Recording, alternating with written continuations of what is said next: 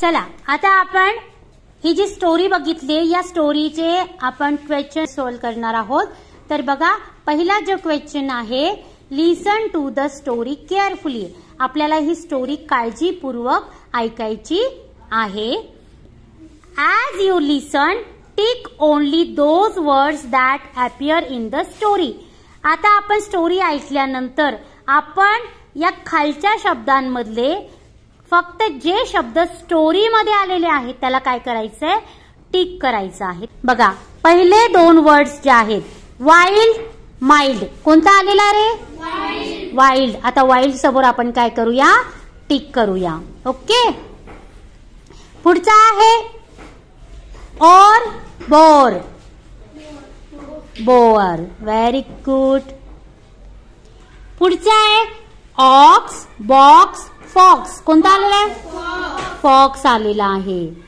त्याच्यानंतर dark bark bark बरोबर bark म्हणजे खोड. त्याच्यानंतर गन फन कोणता आलेला आहे फन. तो जो फॉक्स होता तो काय करायचा दुसऱ्या अॅनिमल्सची मज्जा घ्यायचा हो की नाही.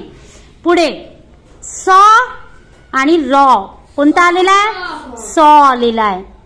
त्याच्यानंतर प्लीज टीज टीज आलाय. टीज म्हणजे चिडवणे. नंतर टॉक वॉक कोणता आलेला आहे वॉक. तो इकडे तिकडे झाडाच्या भोवती फिरत होता फॉक्स.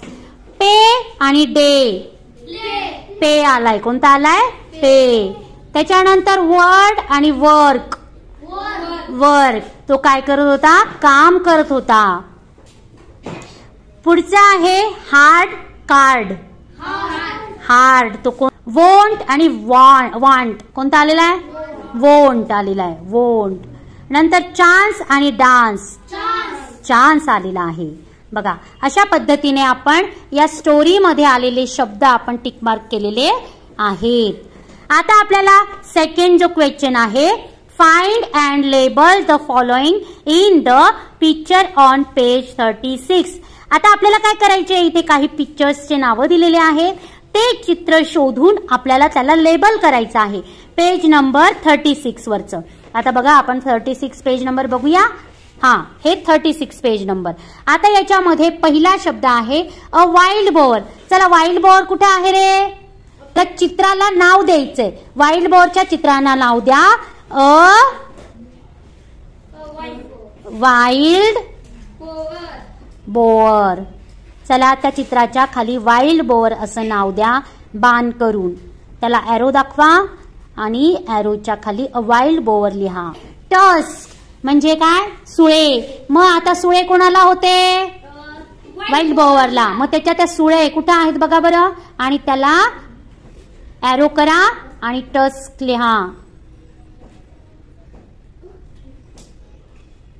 केलं का ओके.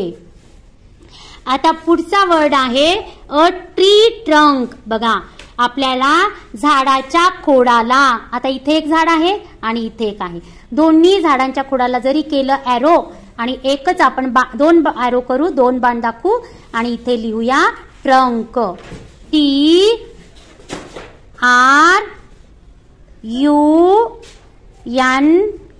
TRUNK. ट्रंक. केलं का. या पद्धतीने आपण हा दुसरा क्वेश्चन आता आपण सॉल्व केलेला आहे. चला आपला नेक्स्ट क्वेश्चन आहे third question. Listen carefully and answer the questions orally using only one word or phrase. बघा आपल्याला काय करायचंय की काळजीपूर्वक ऐकायचंय आणि उत्तर द्यायचंय प्रश्नाचे आणि ते पण ओरली द्यायचे आहेत तोंडी द्यायचे आहेत. एका शब्दामध्ये किंवा एका वाक्प्रचारामध्ये एका फ्रेजमध्ये आपल्याला त्याची उत्तरं द्यायचे आहेत. बघा आता पहिलं सेंटेन्स काय आहे आणि त्याच्यामध्ये काही प्रश्न विचारण्यात आलेला आहे. बघा one day a wild boar was sharpening his tusk against the bark of a tree. एक दिवस एक रानटी डुक्कर त्याचे सुळे धारदार करत होता. कुठे तर झाडाच्या सालीला तो काय करत होता त्याचे सुळे शार्प करत होता. What was the boar doing. तो बोअर काय करत होता रे शार्पनिंग. काय शार्पनिंग करत होता? हा, very good. Sharpening his task. बघा त्या वरच्या सेंटेन्स मध्येच त्याचं उत्तर आलेलं आहे. Sharpening his task. Second sentence आहे he was doing it carefully. How was he doing it? तो बघा तो ते काळजीपूर्वक करत होता. मग तो ते कसं करत होता? केअरफुली. तो कसं करत होता? केअरफुली करत होता. Third sentence there lived a fox in the same forest. त्या जंगलामध्ये एक फॉक्स राहत होता. Who lived in the same forest? A fox. पुढे चौथं sentence when the fox saw the wild boar he decided to tease him. ज्या वेळेला फॉक्सनी त्या वाईल्ड बोअरला पाहिलं त्यावेळेला त्याने त्याला चिडवायचं ठरवलं, त्रास द्यायचं ठरवलं. बघा आता त्याच्यावर आधारित प्रश्न. Who saw the wild boar? फॉक्सनी. द फॉक्स आन्सर आहे. नंतर what did he decided to do? त्याने ते काय करायचं ठरवलं? मग चिडवायचं. हा, मग त्याचा शब्द काय? To tease. फिफ्थ नंबरचं सेंटेन्स आहे but the boar did not pay any attention to him. परंतु वाईल्ड बोअर जो होता त्याने त्याच्याकडे मुळीच लक्ष दिलं नाही. आता त्याच्यावर आधारित question. Did the boar pay any attention to him? No. No किंवा नो आपण देऊ शकतो किंवा did not pay any attention असंही उत्तर आपण देऊ शकतो. आता फोर्थ क्वेश्चन जो आहे तो बघूया. Match the word or phrases in A and B with reference on to the story. बघा आपल्याला या स्टोरीचा उपयोग करून इथे समोर जे फ्रेजेस किंवा वर्ड्स दिलेले आहेत ए आणि बी मध्ये त्याच्या आपल्याला जोड्या जुळवायच्या आहेत. काय करायचंय? जोड्या जुळवायच्या आहेत. बघा आता लुकिंग फॉर. आता याच्यासाठी कोणता शब्द आलाय रे? A chance. Very good. Looking for a chance.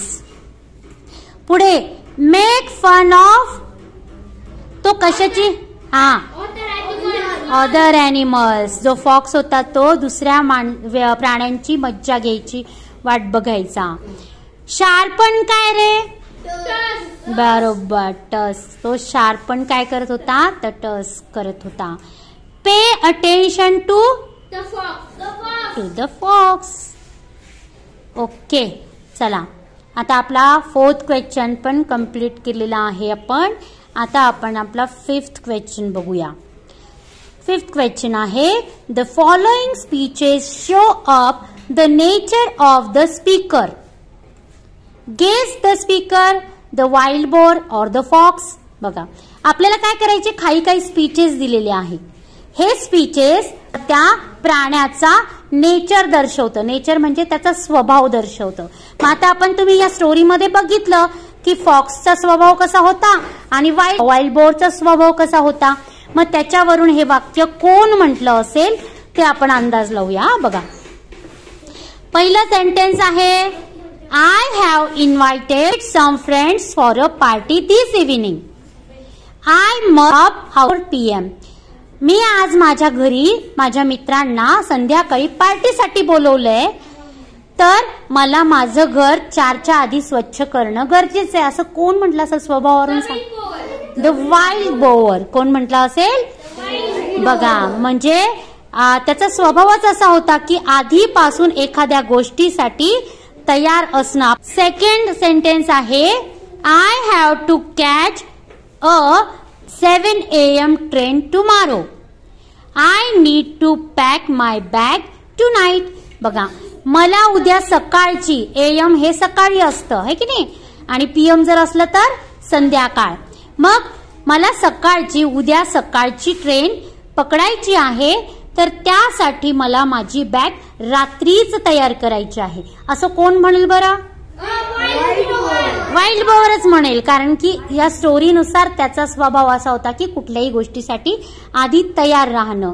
मग द वाईल्ड बोअर हे त्याचं आन्सर. पुढे third sentence, these ants are so stupid all the time they are busy collecting foods.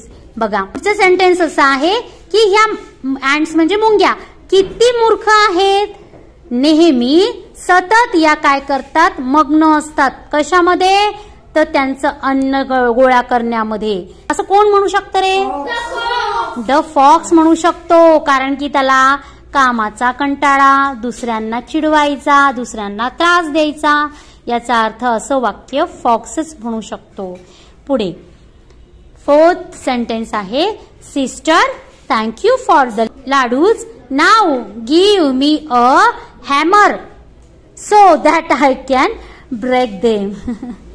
बघा ताई, मी तुझा आभारी आहे मला लाडू दिल्याबद्दल, परंतु आता काय कर, ते तोडण्यासाठी मला एक हॅमर दे. हॅमर म्हणजे हतोडी. हतोडी दे असं कोण म्हणल रे? फॉक्स म्हणल. बघा म्हणजे आपल्याला या स्टोरीवरून फॉक्सचा स्वभाव कसा होता आणि वाईल्ड बोअरचा स्वभाव कसा आहे हे आपल्याला कळालं. त्याच्यानुसार आपण ह्या सेंटेन्सला कोण म्हटलं असेल हे आता आपण बघितलेलं आहे. ओके.